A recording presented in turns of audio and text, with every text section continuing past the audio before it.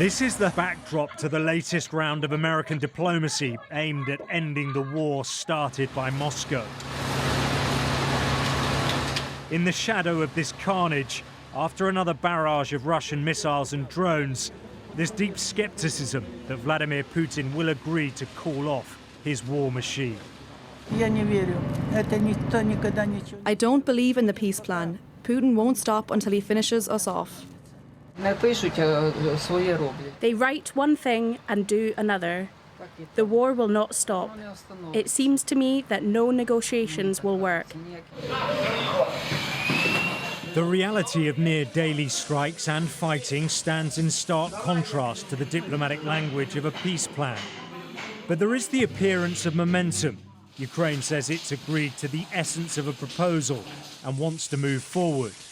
Now we have a good result from Geneva and from the meetings and talks that took place there. Ukraine has the framework developed by our teams in Geneva.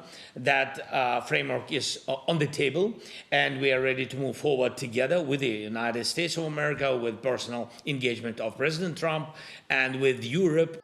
In Washington, Donald Trump took part in the traditional Thanksgiving turkey pardon.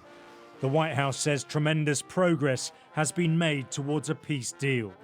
I've also ended 8 wars in 9 months, and we're working on that final war. It's not easy, but I don't know. I think we're going to get there. 25,000 soldiers, Ukraine, Russia. In the last month, 25,000 soldiers have died. So I think we're getting very close to a deal. We'll find out. I thought that one would have been gone quicker.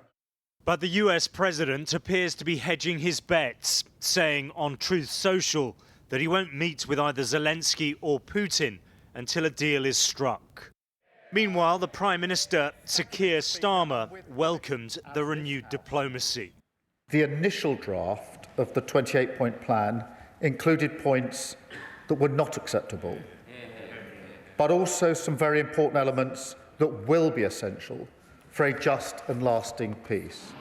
The Russian president has yet to comment publicly on the revised plan. Putin arrived in Kyrgyzstan as his diplomats met US officials in Abu Dhabi.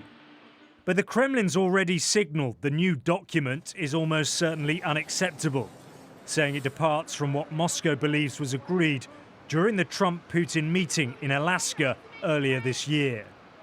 We have channels of communication open with our American colleagues. They're being used, and we are awaiting their version.